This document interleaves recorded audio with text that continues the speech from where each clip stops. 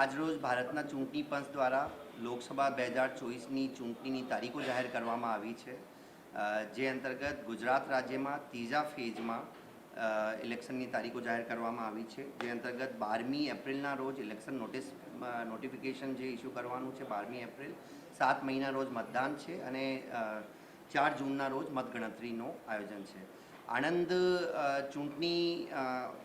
આણંદ જિલ્લાની વાત કરીએ તો આણંદ જિલ્લામાં આણંદ લોકસભામાં 1773 જેટલા બૂથો છે.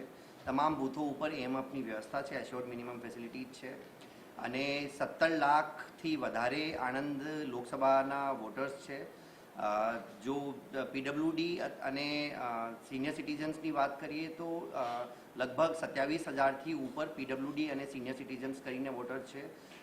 જે ઇલેક્શન કમિશન તરફથી સૂચનાઓ છે, પીડબ્લ્યુડી અને સિનિયર સિટીઝન્સને હોમ વોટિંગની પણ સુવિધા આપવામાં આવશે. આ માટે 12D જે આપવાનું છે આવતીકાલથી ડિસ્ટ્રીબ્યુશન શરૂ થઈ જશે.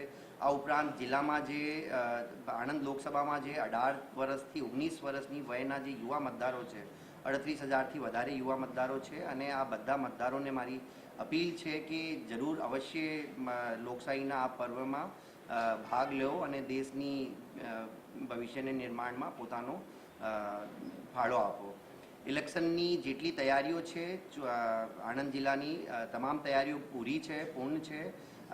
સ્ટાફનો તમામ ડેટાબેઝની એન્ટ્રી થઈ ગઈ છે. તાલીમો જે એક્સપેન્ડિચર મોનિટરિંગની જે ખર્ચ ઉપર નિયંત્રણની જેટલી ટીમો છે તમામ ટીમોની તાલીમો થઈ ગઈ છે.